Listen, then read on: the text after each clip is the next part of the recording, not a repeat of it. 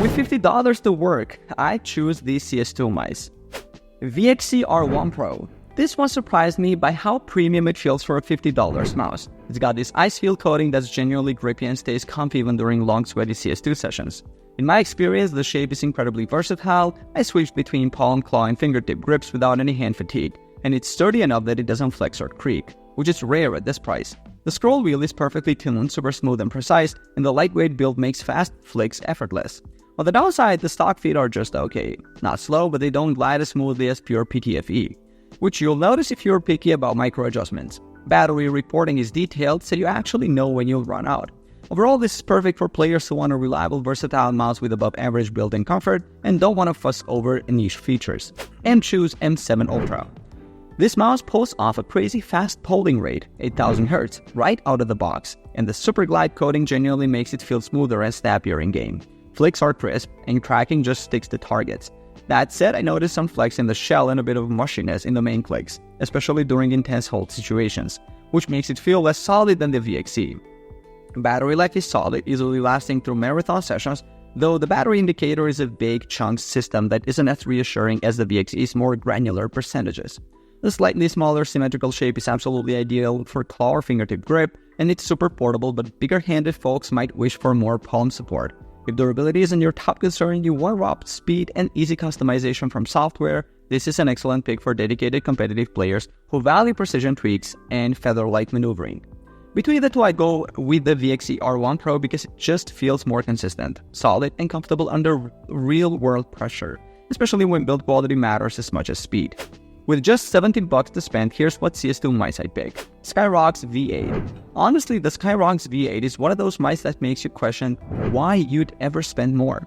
For around $17, it's packing hardware that competes with mice double its price, and my testing, the first thing that hit me was the weight, or lag thereof. At under 40 grams, it felt like it disappeared in my hand, making wide flicks in CS2 feel effortless. The raw performance from the PixArt 3950 sensor is flawless, and having an 8000 Hz polling rate included at this price is just wild.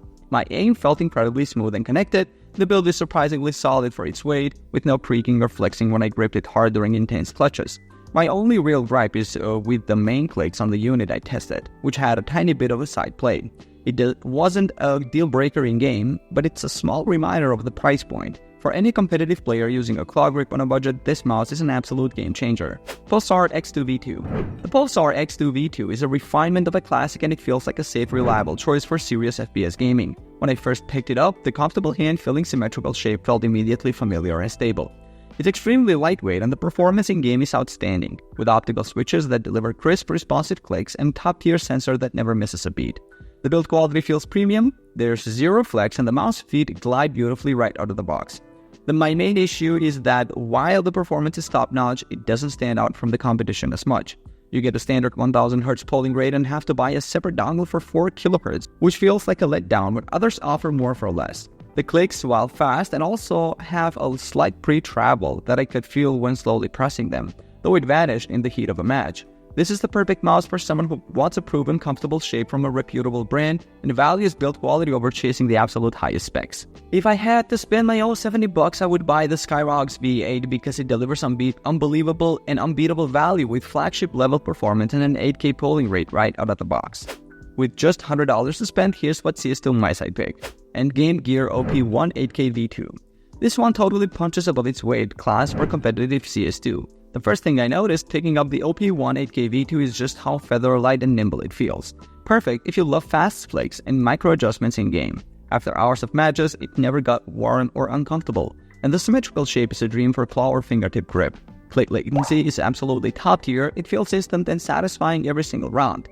That said, it's definitely on the small side, so if you have bigger hands you might feel a bit cramped. The build quality is rock solid, but no wireless option might be a deal breaker if you hate cables. I did find the stock skates a little mediocre compared to some, but with aftermarket ones, it's incredible. If precision, comfort, and super responsive clicks matter most, and you want a mouse that stays cool no matter how tense the game gets, this is for you.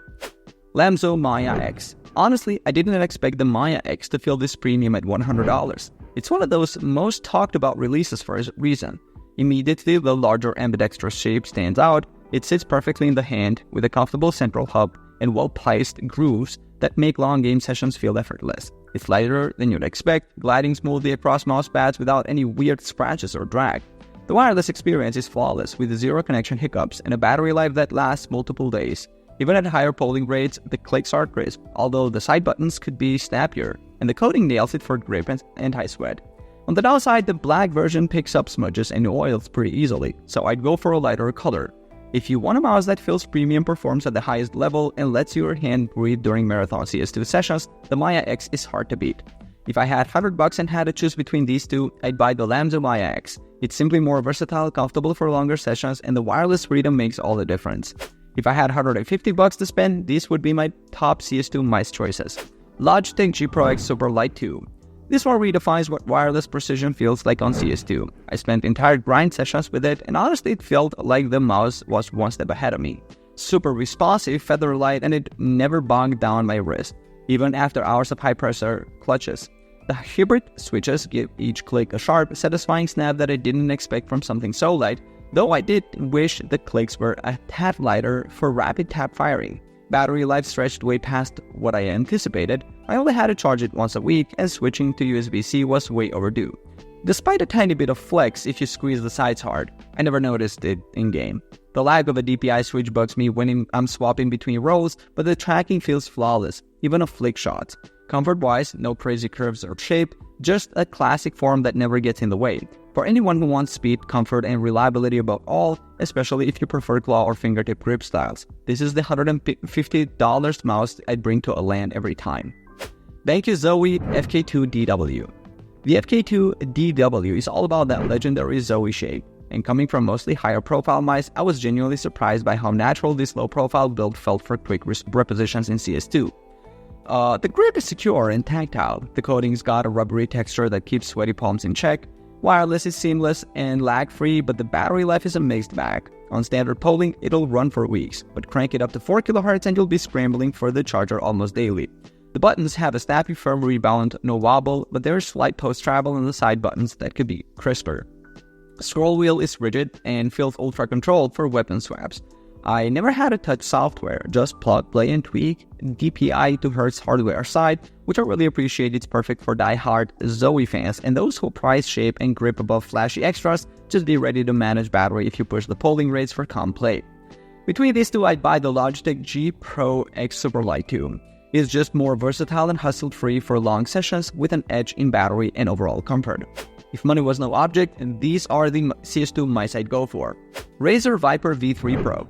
This one completely redefines the ultra-light wireless category for CS2 gaming. It's so airy and quick, I forgot it was in my hand after a few hours of play. The symmetrical shape suits just about any grip, and I noticed how easy it was to make micro adjustments during intense clutch moments. What shocked me most was how low the latency felt. Every shot registers instantly, which makes a genuine difference in those pixel-perfect fights. Build quality.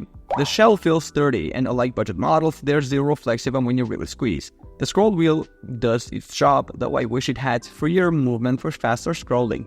Battery life is solid, holding up for days even at max polling rate.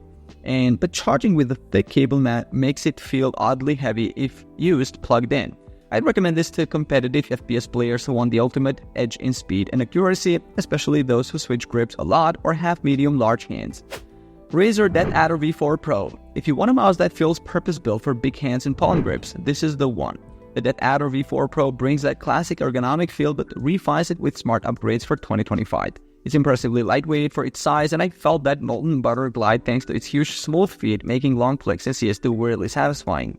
The new optical switches and scroll wheels sound a bit hollower and louder than I expected, but the clicks never missed, and the wheel steps are distinctly soft and tactile. In 8000Hz mode, it's just plain fast, no lag, no skips, even at insane speeds. I did notice a faint creak if you squeeze hard, but that's only if you're heavy-handed. Unlike the Viper, this one feels like it was designed for stability and relaxed tracking, rather than rapid-fire micro-adjustments. Now for small hands, I'd say it's best for serious players who like full palm control or marathon gaming sessions and who value reliable durability for the long haul. Between these two, I'd personally go for the Viper V3 Pro. It's just unmatched for agility in CS2, and my aiming reflexes genuinely felt snappier with it. Thanks for watching, guys. I hope this video helped you pick the best CS2 mice for you. If you have any questions, drop a comment below. Links to all of these products mentioned in this video will be in the description. Alright, peace out.